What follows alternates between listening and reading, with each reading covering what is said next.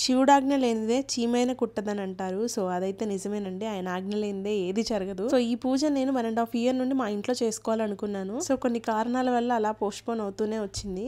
So ఫైనల్గా అయితే మేము మా ఇంట్లో పూజ అయితే స్టార్ట్ చేసాము. చాలా అంటే చాలా పాజిటివ్ వైబ్ అనిపించింది నాకు మా ఇంట్లో.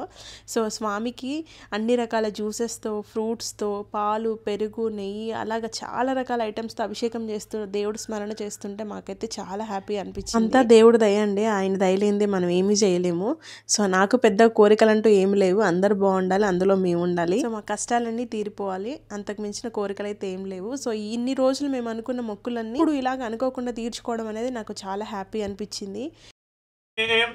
ఈశ్వరే గుణవారు రుద్రవశేవ శరణ్యయ ఏకజత్తం ప్రార్థేన ఏకాజమే తిస్రస్సమే భక్తవత్సలాయ దర్శయామి ద్వయం ఉత్తర పోషణార్థం అవసరార్థ. సో ఈ వీడియో మీకు ఎలా అనిపించింది అనేది కామెంట్ చేయండి. సో నెక్స్ట్ మళ్ళీ ఇంకో వీడియోతో మేము ముందుకు వస్తాము. థ్యాంక్ యూ సో మచ్ మీరు ఇస్తున్న సపోర్ట్కి. సో ప్రతి ఒక్కరు కామెంట్ చేస్తున్నారు, పేరు పేరున ప్రతి ఒక్కరికి thank you so much. So next మళ్ళీ ఇంకో వీడియోతో మేము ముందుకు వస్తాము. సో అప్పటి వరకు మా వీడియోని లైక్ చేసి ఫాలో చేసేయండి.